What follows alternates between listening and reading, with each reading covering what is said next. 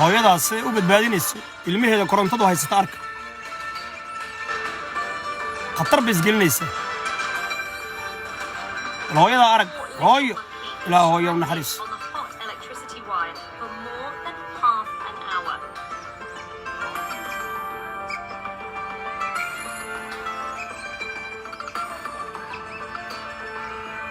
الله إيمانية ويدي بإيمانيس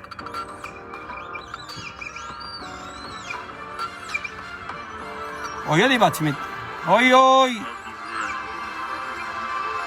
أوي يلا وكون نحرس الدنيا آخرة قرنت هاي ست وبدأنا نسأل المية خطر بين نفط قلنيسة نفطي هو رئيسة أوي أوي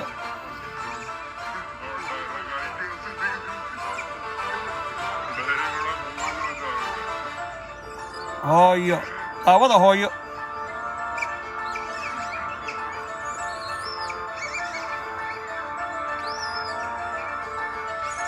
هوي أركب سوي بالباس المهد أوي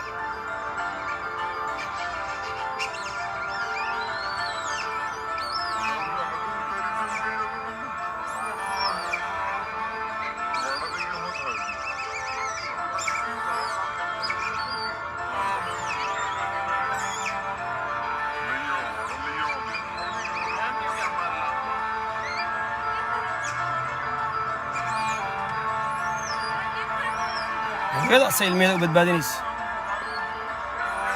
بالارك هوي Mama monkey needs to be quick because as time passes, the baby will get more and more tired.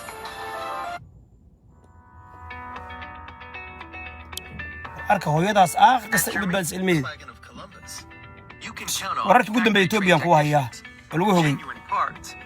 advanced diagnostic technology. داو سوي البلد سلمي هذا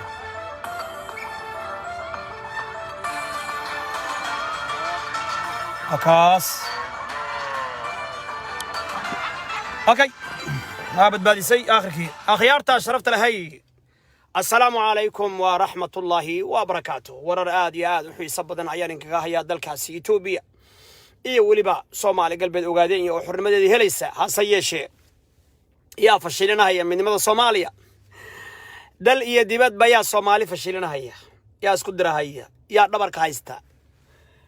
amxaaro iyo Tigray oo isku riiqmay Tigray oo waxay reebayaan aysa jirin waxay arkaan waxay dilaan waxay dhacaan waxay kufsadaan Oromada jabhadeedii xiriirka la yeelatay oo ay gashaan buraysiga Tigrayga wada sameysteen raali hada oo dhul badan qabsatay gobolka Shabwa ee ku dhow Addis Ababa khadkii internetka oo laga jaray gobolkaasi Shabwa iyo gobolka Oromada laga jaray Soomaalidii oo isku mashquulsan cagjar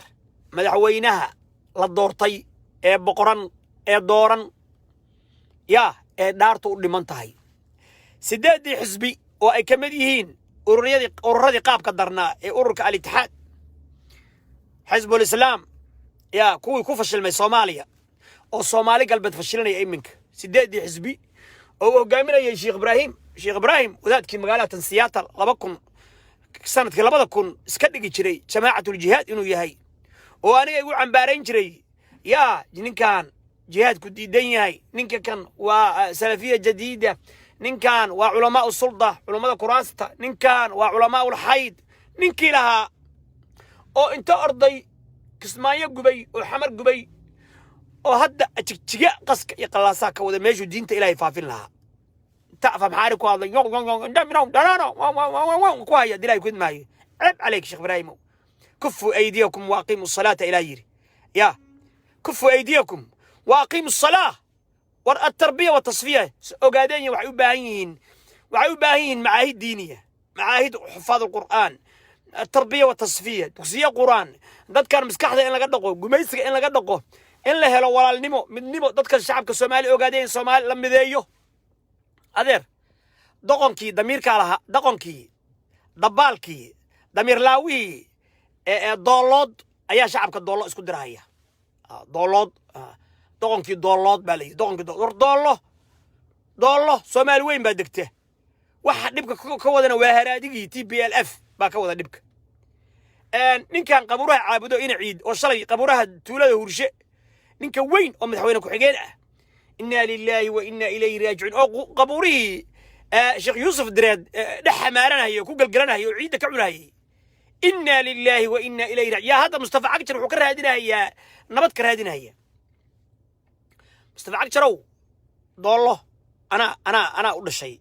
يقول رحي ما قلسا أنا كواي رنتيدي وأكفر حسن هاي سديت معنا لما بقول مليون مشاريع أنا كصحيح هذي مقالة الشيء لعبه كصحيح أنا أكفر حسن لكن حقيقة الدولار أنا كوشيجية يا كدم بيه ضد الدولار اسمها استانة ضد ظالمين وقرب شوق أنا كدم يسوي حكن قبل كالدولار يا أمحاركو بس دايف جروا قبل كالصومالي هلجن كالصومالي قلبي وقبل وضي وحنا لفنبر وحنا لفنبر الصومالي هلك الدجن لفنبر وحوها بيش مريحان أما حلقي إلى سياد براء هذين أما إلى هدها هذين واحد دفاع قبل كالدولار يقرحي وبيش مريحان وقبل أن ولجس أمحاركو عقد صادقين أن لقوا قلين شلابو مركو قلنا يا الله كو إيمان جري يا الله ومحاركو ورديرنا وكو إيمان جري قبل كالدولو ديغانك مريحان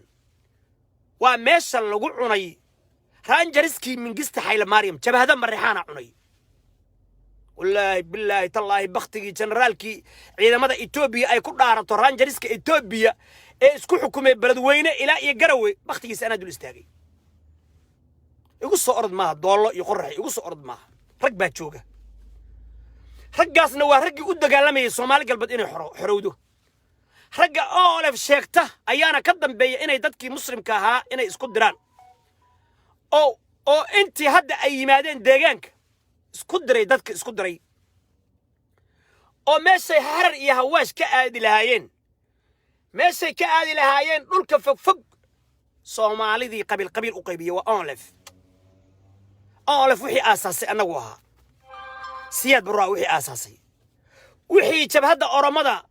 أولف لا يدنا ليراد أساسي سياد برا تببري إلى يوم نحرجت زناوي يتجرى وحي تببري أو حريها كل يدي جالسية دي سبن يلقوا تببري سياد برا الله نحرجت أفرج أبال بنقول لنا وحي أساسي سياد برا الله نحرجت وجدنا واحد يتوبي عدو من قصة اللي قلت بيو صومالنا أي حرودا أي أدبر وحو ما هي dadkii baarada lahaa anagu shalay aan tababarnay inay garan waayeen ayadoo Itoobiya maanta burburayso walina aan ka shaqeynayna midnimada shacabka Soomaaliyeed iyo xornimada Soomaaliyeed inay mahmaayo khiyaaliya doqolkii doolo laga qaad oo marka dadkii Soomaaliyeed ay laayaan ajalada halkan aan idin soo dhigay xasuuqii neefku cisho ay ka dhigeen maridinay TPLF haraadigi halo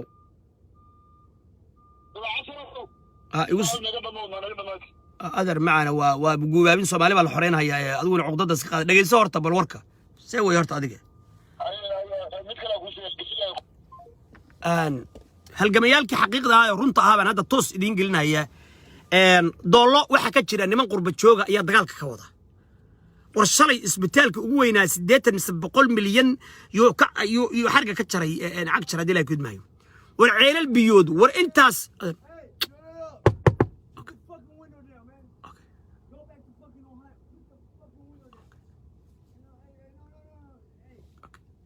الفيديو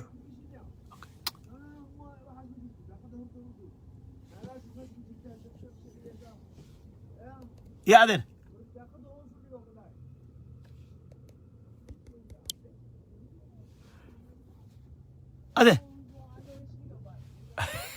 أكبر اللي يراد الدراجات عنا هي درقيس كتاجن إنا لله وإنا إليه راجعون أوكي والله ليال مركو حويه عدا توس وريهayga jigjiga ayaan toos u galhayaa amxara waa jabtay cagjar anagu walaalkayo weeye waa madaxweynaha dhaartu dhiman tahay Sheekh Ibrahim iyo ragii la socday inna lillahi war waa in ku faraxsanahay ka baxa waa ka bixin doorashadii war waa in ku faraxsanahay laakiin waxa noo yaala inagoo isku duuban inaan Soomaali galbeed xoreyno hadaa ragtiin soo diyaar garow reer baadiyaha ayaa ku dhex wareeginaya waraa gobolkan doollo amxaar kuma imaan jirin shilaabo yaa allah ku imaan jira amxaarku rag baan u ogolayn waraa wardheer yaa allah ku imaan jira amxaarku waraa maadoo baara le baa raba maanta naagaha inaad wusto reer baadiyaha ya oo magac qabiil ku socdo ay dhalay aan ku aqaano miyaa raba naagaha reer baadiyaha maxaa reer baadiyaha ku dhex dhigay ma harar iyo aadid dadka muslimka ah weligoodna isma dagaalin ismana cayrsan mashaariicda qaado waxa doollo oo dhan waxa loogu talagalay qorraxay oo dhan waxa loogu talagalay qaado yaa kugu haysta isbitaallada qaado scholarshipka qaado bayloojyada qaado ciidamada qaado beeraha qaado cagafcafyada qaado anteenooyinka inay dhiso aad fuqsanaysid qaado wax walba qaado magaalooyinkaaga dhiso dadkan deegaankoodii xataa inay iskuul ka dhistaan ha u ogolaanin ba inaad siisay inay dhistaan ceel biyo adigu ha u ogolaanin raallaan kuna wallaahi billahi raalli baan kuna weli waxaan ku leeyahay gobolka kaliya oo Soomaali galbeed maanta waxay ku badbaaday dadka Soomaaliyeed mana yeelayno Soomaali in la iska horkeeno mana yeelayno Soomaali galbeed dhabarka in laga dhaawaco toorey gadaal laga geliyo ma rabno Tigray oo bay ku jirtaa meel u baxda male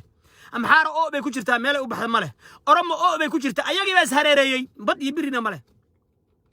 Soomaaligu maanta walaalihiisa Soomaaliyeed buu ku baxsanaya ka gees raas casir ilaa raas kamboni ba u furan dhabarka lagu hayaa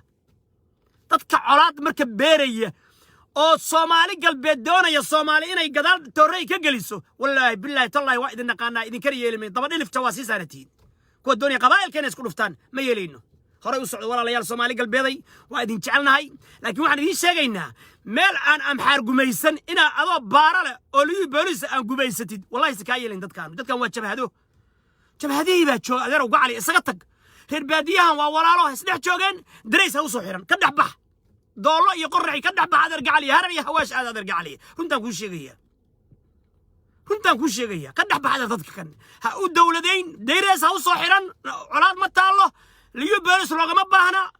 waa sida baastuunka dalka Pakistan waxa ku taala gobollo aan dawladda Pakistan ku ay xukumin ayagu xukuma adeer ka dhex bax dadka kan amxaarnimadii adaa ku shaqaysta حتى waxa lagu heshiiyay in dadkan 100,000 oo iyo 50,000 oo la qaxiyay ay soo noqdaan waxa la yiri dadkan uma soo gali karaan Etoobiyaanimadii xataa loo diiday bidaaqadii yartaa Etoobiyaanimadii baa loo diiday xataa ay nin ay dhalayo Soomaaliya u dhahaye kaale adigu kan ka bax adeer gacaliye runta la sheegay nin walowbad tuuladii aad ku dhalatay ha soo dhaaf halkaas lagu kala joogo wax Soomaalinimo ka sokaysana ma jirto wax Soomaalnimo ka jirta ma jirto reer baadiya liyu boolis uma baana ka dhaxbax runtan ku sheegay amma mashaariicda qaata idinku dharga wariyahayga jigjigaan hadda galaya halku waa taas in ciido qabriga adartan huurshe ka soo baxay cagjarow waxba kuma hayo ina ciid oo qabri caabuda waxba kuma hayo walaal uga cali dadka runta ah ya xabadu waxay ka dhacaysaa galaadi ilaa inta u dhaxaysa iyo yani shalaaba salkeeda wartadka yani dooban ilaa halka degan waa la yaqaana dadka xabadu ku socotana waa la yaqaana halanahay ina ciidow qabriga ka soo bax waxa kale oo leenahay dibka waxa wada maamulka shilaaba wada dhinacna beesha cayr bay ka soo hubeeyaan waxay dhahan laaya dadka ambalanbal iyo deegaankan degan baabuurta jidka u galayda waa cararaan halkaan ay galaan halkaana waa ka soo juqeynayaan wariyahoy laba aaburka dadkan laga daayo masaakiinta annagu raali uga maniin wiilal Soomaaliyeed in la laayo qabaa'il in la isku dhufto laakiin ka ab bay dadkan wada dhasheen walaala ahaayeen qurba joog baana ka dambaysa inay dadkan islaayaan mana yeelayno xuduudku waa idin furan yahay Soomaali ilaa Hargeysa ilaa Wajaale ilaa iyo Jabuuti salkeeda waa idin furan tahay dagaal sokeeya la idin gelinin qabiil ya la isku dhufan OLF waa fashilantay barnaamij iyo balaan uma hayso ogaadeenimo been abay ku shaqaysataa tuuganimay ku shaqaysataa OLF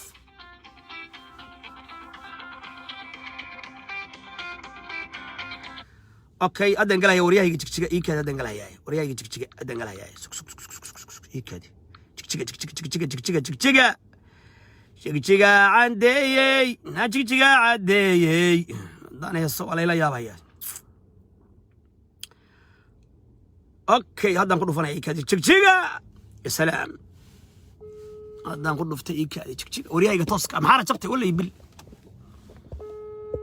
jabtay baan ku leeyahay wariyahayga meey talo maxaa jabtay baan ku leeyahay khadki halow وعليكم السلام وريها الصوماليات اي عالمية اي كسوغان برتماها مقالة جيجيغا اي ورن خير هذا وانكو سلامي ما في عنتا هذيك aad baan u fiicannahay noo bishaaree halaaga iyo hoogga amxaaro tigraanya oromo yani isku baaba'ay hagga iyo halaaga adeer noo bishaaree bal ka warran bal halkaas canfarya halkaa waa u soo noqon doonaaye bal noo warran waxaad kaloo nooga warrantaa orahdii uu yidhi burhaanu taliyaha xoogga dalka etoobiya oo soomaalidii galbeed hadalladiisii ay ka naxeen kana dagaalameen markuu yidhi tigreega waxaan u laynaynaa oo u qabsanaynaa sidii ciidamadii siyaad barre aan u jabinay adeer bal waxaasoo dhan nooga warran bal ka warran hoogga iyo halaaga halkaas ka taagan adeer waan ku salaamay daawadayaashana waan salaamay maasha allah meeshana dee xaaladeedu waa xaalad mar hore bilaabatay sidiin bayna u qasan tahay oo wax kasoo reyna ma laha marba marka ka dambaysay kasii daraysaa inay kasoo reynna looma arko xaaladdu say tahay baa la arkaa hadda nimanka jabaadda oromada nimanka dagaalamaya niman aad u awood badan weeye oo wakti badan soo dagaalamayay oo ilaa in badan etoobiya dagaal kula jiray haddana way sii wataan oo ururada ayagu isdhiibay ka mid maaho dagaalkoodii meeshiiba kasii wateen ninkan markuu meesha imaaday weliba maalmihii u dambaysa hadda dagaalla xooggan bay kula jireen meelo badan bay ka qabsadeen shalay iyo maanta hadda gobolka oromada internetku ka maqanaya sida la sheegayo arrimo jiro oo xagga dagaalada ka socda oo dhulal badan oo oromada ay leedahay ay qabsadeen marka xagga oromada gobolka shabwa sawir ka bixi xagee buu ku yaallaa adisugu u dhow yahay kolley ani sababas kala qaano laakiin wax yarba u jiraan baa laleeyahay meelaha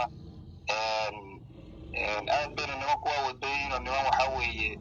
waxay ka faa'iidaysteen gobolkan tigreega dagaalka lagula jiro ciidamada marka nimankaas xaaladooda sidaas weeye waa hawshooda way wataan marka ardisababay ku dhow yihiin deegaanka ardisababa iyo inta hareeraheedana iyaga dega oromo dhinaca kale amxaara iyo tigree waa isku riiqimeen ayaana soo gaaraysa bal ka waran dagaalka meesha dagaalku ka socday weeye muddo badan haddeega 10 bilood sidiin buuna u socdaa marba marka dambays wuu kasii darahayaa ciidamadan haddeega etoobiyaanka ciidamo daalan oo waxaa weeye dagaalkaan rabin hata nimankaasna dagaalka ma joojinayn haddana nidaam waxay u dagaalamayaan jabhadaysan waa nimana dee istiraatiijiyadda dagaalka yaqaano 30 sano etoobiya maamulaya ma garat waan gartay marka nimanka hawsha nimanna dee waxaa weeye ismaqalaya oo markii ninkan uu imaadayba iyagu go-aankaasay qaateen go-aankiina weli way wadaan mana yaan haddee oo si kale oo loo heshiiyo ma jirto ma garat waxaan dagaalka ayn kama fursanayso shacabkii amxaaradu ayaguna waxay isku dhaarsadeen inay hubka xambaaraan oo waxay arkeen sida la sheegayo tigreegii oo wax ay reebayaan iyo xishood ay la harayaan dil dhac kufsi dig iyo dam ay ku haya ayaguna indheemina waan bay ku hayaan maxaa ka jira markii hore nimankan waxay la dagaalamayeen allatiriya ciidamada litiriya iyo ciidamada federaalka oo dowladda dhexe kabacdi ciidamada litiriya waa ka meesha ka baxeen iyagaa isku soo hadhay waa kay soo rabaal celiyeen markii dambe made nimanka waa la laayo in badan baa moogtay dagaalku socday marka kabacdi waxay sameeyeen gobolka amxaarada marka galeen inay wax walba ay israaciyaan shacab iyo dowladda صح marka nimankaas dagaalkooda hadda wuxuu isu bedelay si jabhadaysan oo jabhadan hadda oromada nooceeda u dagaalamayaan marka nimankaas waxaa weeye marba marka ka dambaysa wararkooda wuu isa soo tarayaa dhibaato aad u badan oo dil iyo dhacayo oo noocyo badan baa laga soo sheegayaa meeshan axmaarada gobol amxaara maxay samaysay amxaaro shacab iyo ciidan iyo waxay awoodday dee iyadu way is urursanaysaa niman waxaa iska boqortooye ay ahaayeen ayagu dagaal ma yaqaanaan ma garata waa gartay balaayo suraysan unbaa soo gashay waa gartay marka de waxa iyaguna ay samayn karaan way samaynhayaan laakiin nimankan yaridooda iyo awoodooda aan islahayn oo siday u dagaalamayaan iyo waxa laga soo sheegayo wax isla maaha marka xaalad inkaaran bay ku sugan tahay meesha hadda waa inay ka soo reyna looma arko dhinaca kale tigreegii waa kuwii isku mashquuliyey amxaaraduba canfarta iyo soomaalida maxaad u arkaysaa dadkaas soomaaliyeed oo la isku mashquuliyey oo muslimiinta ah oo amxaaradu iyo tigreegu labaduba ay rabaan in canfartu ay ku mashquulsho soomaalida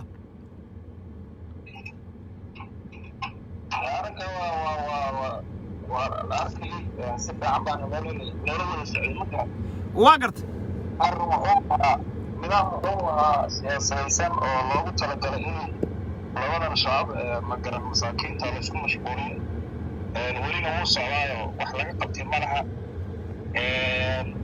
dhibaatooyin badan oo aad fara badanna way ka socdaan oo lasoo afjarin waana nidaam loogu talagalay in labadan kooxdooda walaalaha la iskaga hor keeno lagu mashquuliyo ma garata waa qayb iyo xukun canfar waa walaalehen waa raggii 77 dagaalka nala galay waa ehelkeen waa dhiiggeen waa dhacaankeen waa ka xumahay cumar geelle inuu halkaas nabadayn ka dhigi waayey ka odayeyn waayey dagaalkii jabuuti lasla galay aad baan uga xumahay walaalkii cumar geelle siyaasaddiisa baryahan dambe foosha xun yaa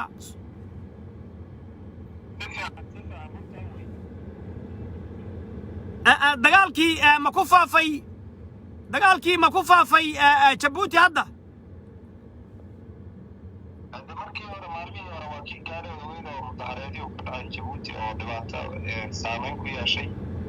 jidkan weyn adhisameeye jabuuti isku xidho waa kii la jaray tareenku maro haddii aan la qaboojinin oo aan nidaamkan hadda jira aan uusan wax ka qabanina dee wuu socon oo dan buu gaadhiba wixiina de waxaa weeye xil iska saarayo oo labadii dhanba wax laga qabanaya maaha waa nidaam loogu talagalay in ciidamadii iyo dadka shacabkaana lagu barakacay ciidamadana lagu laayo ma garata maadaama halkan marka gobolkii soomaalidu nabadgelya la'aan ka jirto ma jiraan ciidamo soomaaliya oo la geeyey difaacyada hore ee tigreega oo ka barbar dagaalamaya amxaarada ma jiraan oo ah wiilal soomaaliyeed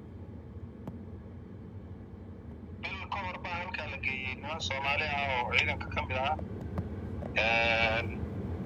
marka nimankii meeshii bay ku maqan yihiin ayadoo canfartu dhibaatada ka jirto haddana aad arkaysay ninkii taliyaha ciidamada etoobiya ahayoo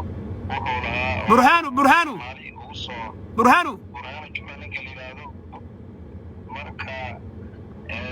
muxuu yidhi burhaanu muxuu yidhi oo shacabka soomaali galbeed ay ka xanaaqeen burhaanu muxuu yidhi kusoo duulay waddanka etoobiya muxuu yidhi sana u guulaysanay ciidamadii siyaad barre oo kusoo duulay waddanka etoobiya yaan rabnaa budha inaan ugu guulaysano nimanka tigreega hadda dagaalamaya ma garata ku celi muxuu yidhi burhaanu taliyaha xoogga dalka etoobiya waa farriin baan u maleeyey farriin muxuu yidhi marka saan ugu guulaysanay ciidamadii siyaad barre dee wuxuu ula jeedaa dagaalkii 77 buu ula jeedaa yaan kuwa naga guulaysanaynaa buu dhahay marka dee inay axmaarad difaacaan niman dhallinyara oo soomaaliyeed oo aabbayaashooda ay ku dhinteen 77-kii 64-kii awowyahooda ay ku dhinteen ayaga inay difaacayaan sayid maxamed bin cabdalla xasan iyo axmed gurey halmaamin awowgeen sayid maxamed iyo awowgeen axmed gurey aad iyo aad ilaa axmed gurey ilaa sayidkii ilaa ururadii kaleeta ka dambeeyey ilaa dowladdii hadde dad soomaaliyeed oon etoobiyaan ahayn say etoobiyaan ku noqdaan way adag tahay iyadoo waxaasoo dhan la soo maray haddana dadkii waxaa ka xun hoggaanka oo nidaamkii xataa haddii Itoobiyaanimadii dadkii ay noqon lahaayeen wax nidaam aan jirinba ma garat adeer nidaam ma babura Itoobiya nidaam kama jira miyaa ma fawda fawda way wax ka jira malaha maxaa ka jira dee nidaam kama jire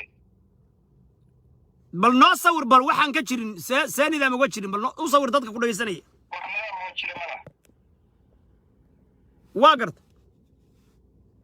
wax nidaam oo jira malaha adeer ma maqashaa xabad baa wifla iyo mooryaan iyo qax iyo bililiqo iyo kufsi budcad baan soo jeed meesha marka saddexdii sano imaadeen nimankan ilaa imkanaan taaganahay dagaal iyo dhibaata laga bixilaya ma garata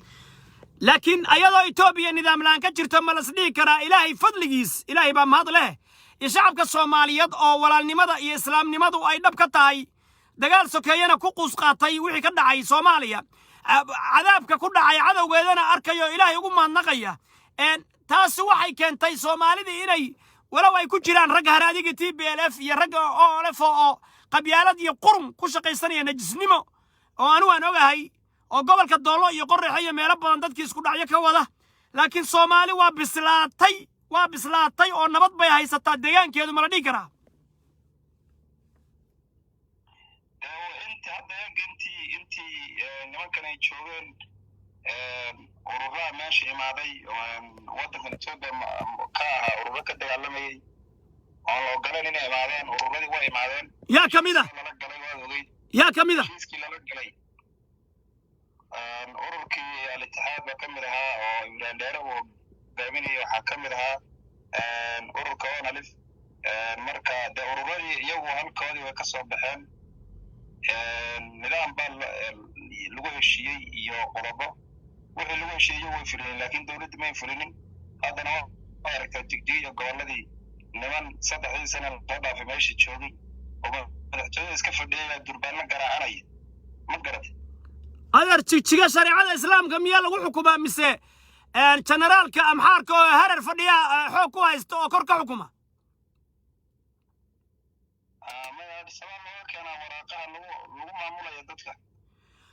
generaalka hararna waan aqaanaa oo magaciisa waa iga luusan yahay oo madaxa buuran marka Sheekh Ibraahim meeshaan shariica laguma xukume diinta inuu faafiyo oo quraanka dhigo oo masaajidyo furo oo at-tarbiya wa tasfiya dadka tawxiidka baro oo adimo oo laa ilaaha illa allah dadka ugu yeero maxaa u diiday adeer ugu caliya intuu indhe minow dhanaano uu ku hayo maxaa ka maqan Sheekh Ibraahim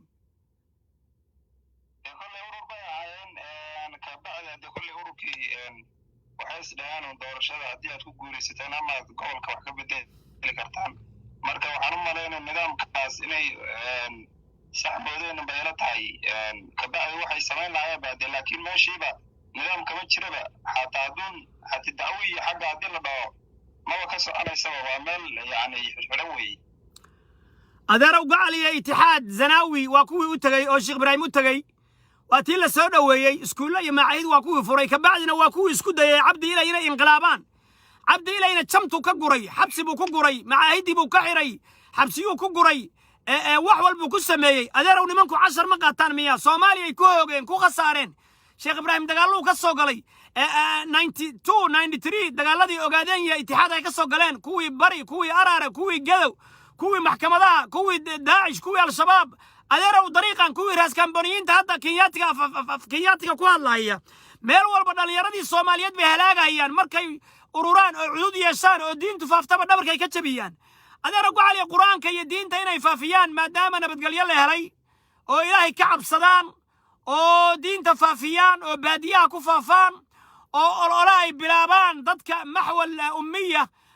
afka la barayo af Soomaaliga la barayo af Carabiga la barayo oo dadkii amxaarku gumaysanayay maanta nabadgelyada yarta iskuulo dhisaan oo jaamacada furaan oo ganacsi u furaan oo wadooyin u dhisaan oo isbitaallo u dhisaan oo nabadoonnimo ka shaqeeyaan oo qabaa'ilka inta isku dhufanayaan ayaga iyo OLF oo jilib u qaybinayaan nabadda ka shaqeeyaan oo cagtar iyo amxaarkiisa uu wato faraha uga qaadaan maxaa ka maqan adeer ugu cali meesha dhibka jira waxay tahay nidaamka jira wuxuu yahay nidaam yani arrimo dacwo baan laga faafin karin sidan hadda ay ku socdaan ayagu baa si xamooday baan u malayn kole ayagu baa la weydiin lahaa midaas ururkana dee brandaare iyo onalif isku mid ma oo onalif urur dagaalamaya baa markii u dambeysay ayagu waa dee dowladdiiba la heshiiyeen oo waa kadaweyne way soo xaroodeen nimankan hadda heshiis bay ku imaadeen marka kolley labadooda way kala duwan yihiin oo isku waddan maaha haddana waxaan u malaynuun hadde waad aragtaay oo doorashadii labadooda way ka hadheen ninkan meesha joogun baa hadda eega iska keligii iskaga fadhiya marka meesha kolba ka yimaado un baa un siduu raba ka yeelaa aqoon-yahan ma laha dad salaadeeni iyo dad wixii ha ma jiro waa meel laba boqol sanada yani wax loo soo yeedhiyo on lagu maamulayay oo aan nidaam lahayn marka meesha waxay u baahan tahay ama nidaam in lagu heshiiyo oo nidaam soomaali dheo meesha ka hirgalo ama dagaaladii sidii hore lagu jiro maantay xaaladda xilligan la joogo shalay ood ogayd xabsi ogaadeen iyo cadaab iyo kufsi iyo dhac iyo boob iyo jirdil soo maanta ma fiicna maantay oo la joogo cagjar joogo wuxuu doono ha cuno ha liqo ee xajirto annaguba deegaankaan ka deganayn wiilal yaryar oo liyu boolis oo aan xishood lahayn oo istaagga ku xaarayo ku kaadayo aalkalo cabaya dadkii naagihii reer miyigii ku dhex wareegaya raalli baan ka nahay waa ku sabraynaa ummad badan baa dhibban laakiin soomaali inay isu dulqaadato cagjar maantoo la joogana shalay waan ka fiicannahay ee aan u gudubna xaalad saddexaad oo ah xornimo midnimo gacmaha isqabsanno annaga amxaar baana xukuma harar baana laku xukumaa waana la gumaystaa maanaan xoroobin war cagjar ha ku mashquulinaan hadaf weyn yeelo olef dabaqyo waaweyn baa looga dhisay magaalada ardis ababa abeeye axmed ayagaa la soo heshiiyey maxay cagjar ka rabaan maxay kula tahay koley meeshii loola soo heshiiyey lagu socday waxay ahayd gobolka marka isaga laftiisa inuu ka qayb qaato soomo ilaan isagaa meesha maamulaya soomo haddii iyagi dhibaatadii iyo wixii jiray meesha inay ka baxday waa la ogyahay laakiin waxyaabo badan oo lagu heshiiyey oo nidaam ahaa in lagu wada socdo la rabay aan meeshii ka hirgelin meeshiina isagaa maamulka hoo jooga xornimadiina waxay ku imaan kartaa isaga iyo ururadii iyo shacabka inay midaysan yihiin mabda etoobiya loola tago oo wax lagaga qaato oo lagu wada socdo inuu jiro marka haddii ururadii gaar u boodaan oo dadka shacabka gaar u boodo oo dowladda ay gaar u booddo xaggee la isugu imaanayaa xornimo iyo midnimo iyo wanaag xaggee lagu helaya heshiisoo kama horeyso okay onef abeeye way la heshiisay cagjar maxay ku waa midda kale onef ma waxay heshiiskay soo gashay ay ku soo heshiisay soomaali galbeed waa dal madax bannaan waa dal xoroobahaya 5 sano ka bacdi waa dal xaq u leh afti inuu yeesho mise waxay ku heshiisay waxaan nahay etoobiyaan waxaan nahay calanka etoobiya waxaan nahay muwaadiniin etoobiya waxaan nahay dad soomaaliyeed oo etoobiyaana waxaan saasay maxay ku soo heshiiyeen heshiiska dee waxyaabihii heshiiskan waa etoobiyaan ba horta waxaa ugu horeysa etoobiyaan inay yihiin heshiiska mali sanaawadaa la isku diiday arrimo la isku diiday bay dowladda ogolaatay urur argagixisaa ma tihiin baa la dhahay haye nimankan ma tihiin bay ku dhahday waxaa lagu heshiiyey inay gobolkooda ay u madax bannaan yihiin oo waxay rabaan ay ka samaysan karaan say doonay uga dhaqdhaqaaqi karaan waxyaabahaasoo dhan marka hor lama ogoleen mabdi'iyan markii doorashada haddii si xora u dhacdo ururkan maadaama iyo urur in badan dagaalamaya waxay ahayd doorashadan in la hagaajiyo oo nidaam loo yeelo oy si xaqa u dhacdo maadaama ay ku leeyihiin gobolka saamayn badan waxay imaan lahayd markaas markii iyagu ay meesha kursiga ay imaadaan iyo imaan lahayd inay arrimaha laga hadlo oo dadka soomaaliyeed inay nidaam jadwal saxan oo ku socdaan loo diyaariyo oo xornimo ka mid tahay oo midnimo ka mid tahay oo waxay etoobiya ku leeyihiin inay ka qaataan oo dad magaran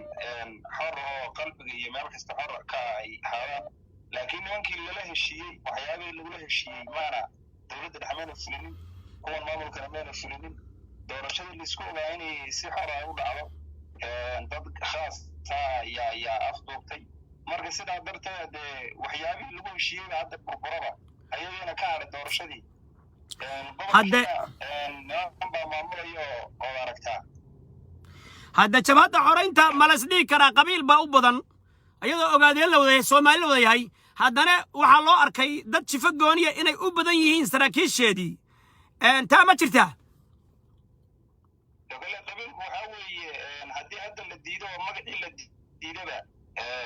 shalay markii la dagaalamayay 37 sano dadka la leynayay la barakacayay cidna magaca mayna ku haysanin cidna mayna faragelinaynin ninka hadda diidana magaca diida hadda shalay inuu diiday ahayd oo markii gumaysiga lala dagaalamayay oo dadka la leynayay inuu ka hadlayay shalay jabhadda xornimada ogaadenya Soomaali oo dhan bay ahayd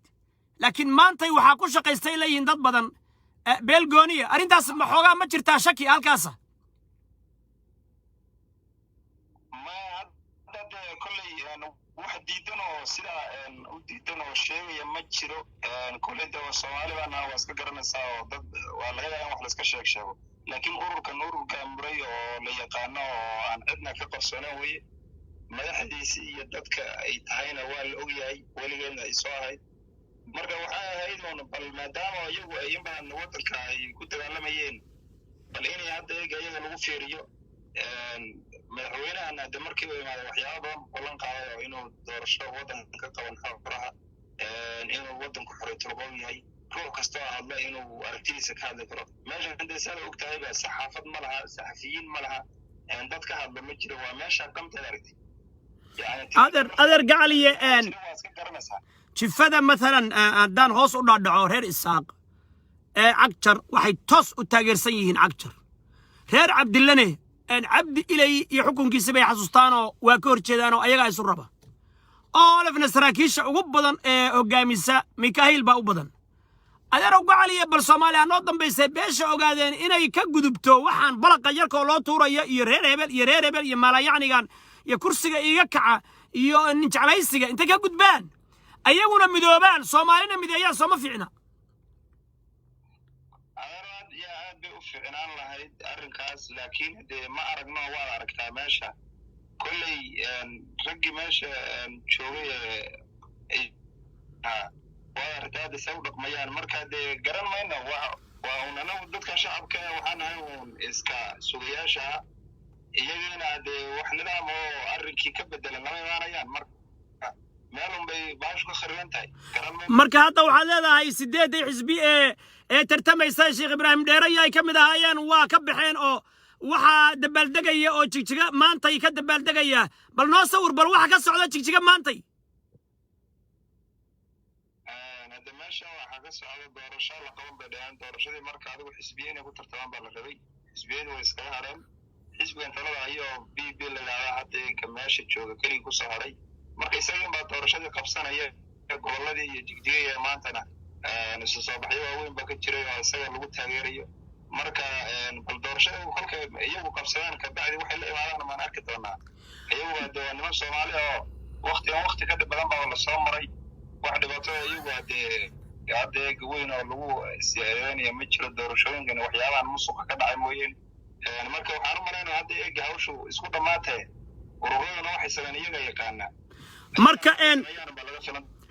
marka adeer gacaliye ee Soomaaliya sawir nin Muuse Suudi la yiraahdo ayaa inta oo dadka layn jiray oo aad dhiigooda u cabay yaa jawhar xildhibaannimadii ku soo baxay wuxuu yiri madaxisnimo kuma imaan marka ma waxaad leedahay cagjar wuxuu leeyahay meel dheer baa laga keenay Soomaali galbeed iyo dhulkan iyo xukunkan iyo kursigan meel fog baa laga keenay baad leedahay oo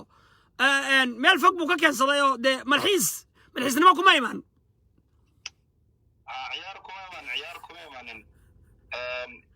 marka ninkana dawladda dacwato isagana cidna kama baryayo waxa weeye kuwii ka horreeyayba dadkana way leeyeen bulay ninna kuma haysanin anagana cidna leeynin oo waxyaabo badan weliba u sii dulqaadanana saan kursiga kaga hadhanaa bilay waa garta hadda meeshu xaaladda noocaas weeye sidana meeshu waxa weeye maskaxiyan bay dadku u waxaysan yihiin oo coliya nabad midna ma baahaba in la heshiiyo nidaam lagu heshiiyo wanaag iyo Soomaalinimo lagu heshiiyo saan lagu wada socdo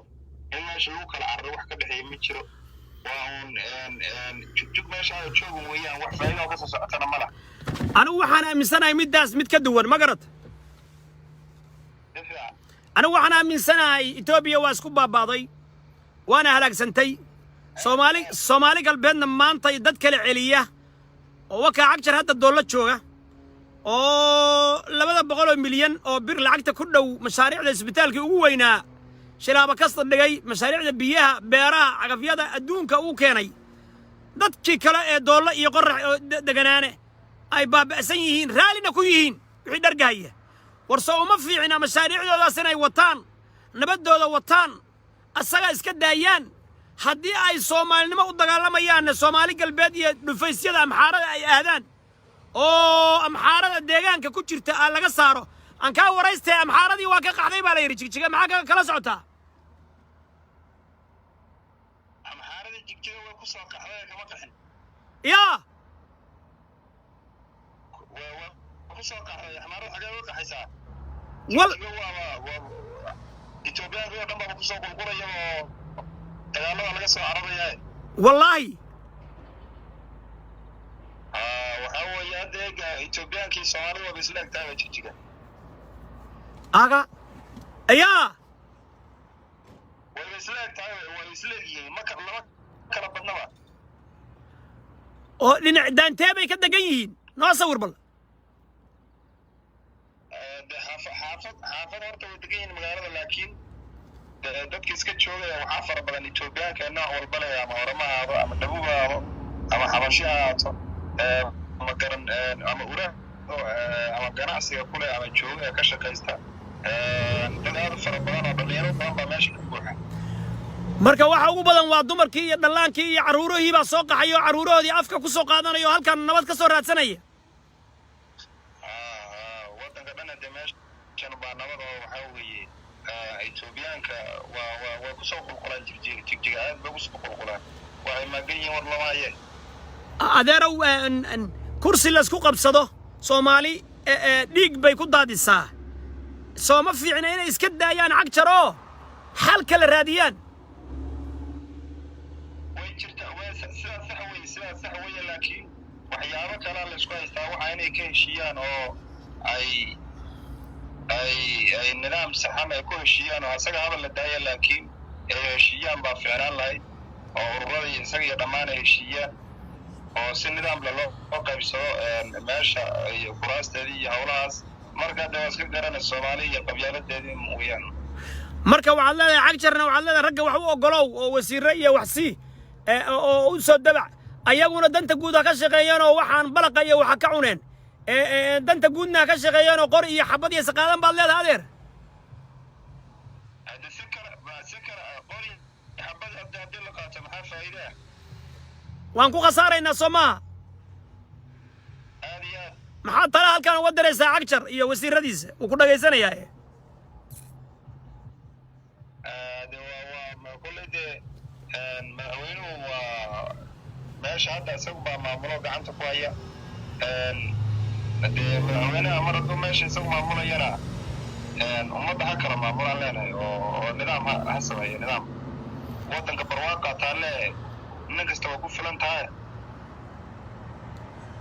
adeer bal nooga sawir bal barwaaqada dhacday noo sawir guryaha beeraha ganacsiga sawir naga sii bal shalay maanta bal maanta barwaaqada taala noo sawir adeer iskuulada jaamacadaha nabadgelyo bal noo sawir Soomaali galbeed xoolaha kolleyda waddanku waxa weeye waddan in badan iska soo dhibanaa dad badan lagu laayay hanti badan lagu dhacay marka dawladdan hadda timaaday haddee in badan oo dadka dib ka sheeganaysa way jirta dawlad kastana hadde kolley indhabaa way leedahay laakiin ninkan waxa weeye waa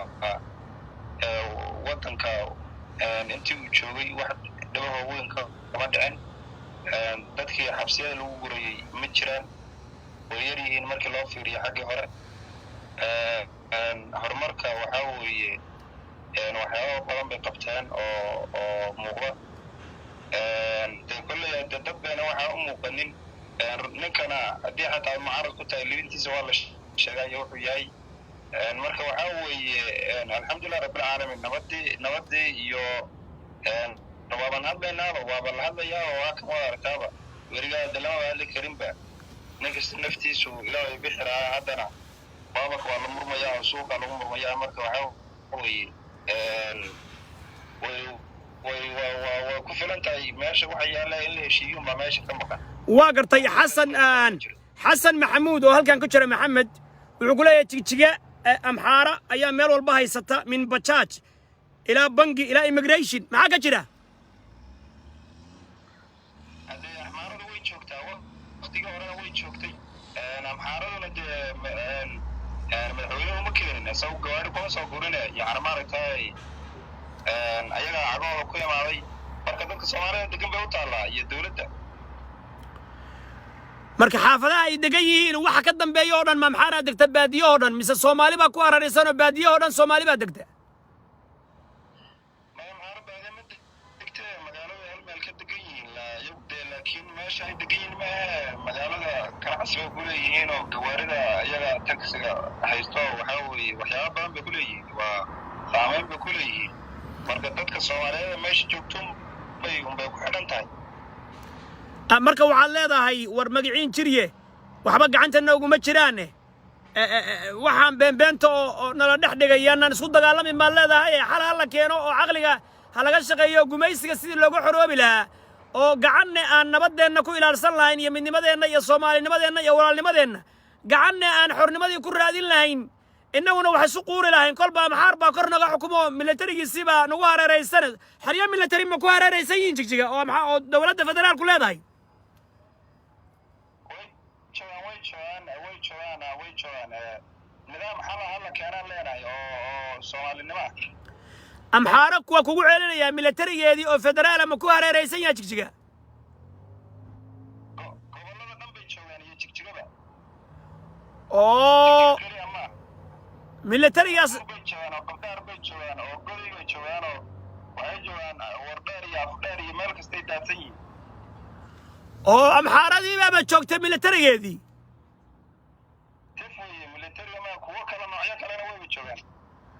oo marka maxaan haysa xornimadan haysanay iyo waxaan haysanay maxay taageer gacali oo la sheegay ma been baa wuxuu adduunku yani federal waxa weeye wadanku dawladdu ka mid yahay ciidamada federaalku weeyaan oo waligood way joogaan waa kuwii sii joogi jireen marka liyu booliskan iyo waxaan waa bakbakh marna waxa loo dirayaa furinta amxaarada marna xagga ma waa boolis adigu waa dadkii adigu lagu sii yani waa dadkay waardiyeynayaan amxaarkay wax waardiyeynayaan Soomaa kolada ciidan gaar oo deegaanku leeyahay laakiin nimankan kale iyagu wax saameyn kuma laha meelahooda iska joogaan meelahay joogaan ciidanka amniga iyo maaragtay howlaha shughul waa liyuga marka laakiin liyugu waxay hoos yimaadaan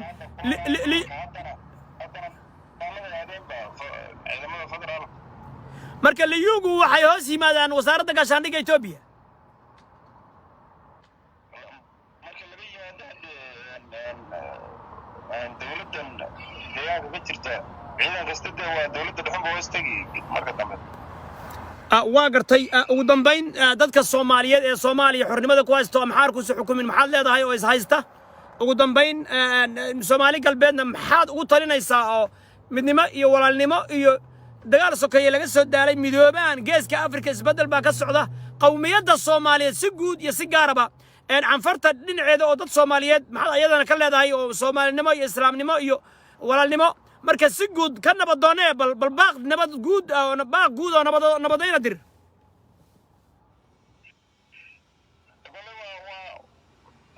dadkan kolay Soomaalida ay anagu isku mid bamanayna Soomaalida hadda waxyaalaha ku jiraan inay ka baxaan ma garan oo nidaam islaamnimo u gudbaan eega صح waxay dhibaato soo mareen hadee nin walba arkaysa maqlaysaan way wax kale la dhihi mara waaba annaga iska daaye waa ciidamada Itoobiya ka arkayso Soomaaliya ma joogaanba waa gartay nimankii dadkii ilaayay xamar saarati u galay yaaba eega joogaba oo lagu qanacsan yahay oo amisom leeyahay oo wadan bay ilaalinayaan leeyahay ma garad inna lillahi wa inna ilayhi raaji'uun waa gartay debrasiyon iyo nimankii dadka laayay $200,000 lagu guuleyn jiray la siin jiray masaajidada ku xaarxaaray ma garan dadka gowracay gabdhahana loo geyn jiray yaaba hadda Soomaaliya jooga annagu hadalba nooma banaanaba mar haddii beledweyne iyo ma garan Muusamareeb iyo gaaladii joogta iyo geda iyo ba iyo bakool Kismaayo marka hadda wax isku haystaan wax macnana ma aha waxa weeye waa baraayo musiibo ma ku dhacsane ilaahay ka cabsado ha heshiiyaan intay danahooda gartaan marka waxaad leedahay si alla yidhi fattaqullah ilaahay ka baqa wa aslixuu daata baynikum ninkii taliyaha ciidamada Itoobiya ciidamada dhan haystay hadalkiisa waad maqlaysaa mare muxuu yidhi siyaad barasaan u adkaanay 77 marka ninkii aan caqli lahayn baa wuxuu fahmaynin nin kastoo waa uu fahansan yahay dadka masaakiinta ma garan xamar iyo jooga beledweyne iyo lagu tabanin nimanka lacagaha ka dhargay kolle dibadaha tagaya kolla maaragtay meesha ku noqonaya ummadda ugu turaan Soomaali galbeed maxaad leedahay canfar iyo ciise xaggeeda ayagana heshiiyaan ilaahay intay ka cabsadaan waa gartay tawxiidka qabsadaan ha tawxiidsadaan sideedda xisbiya Sheekh Ibraahim hogaaminayo iyo cagjar dhexdooda maxaad leedahay ugu dambayn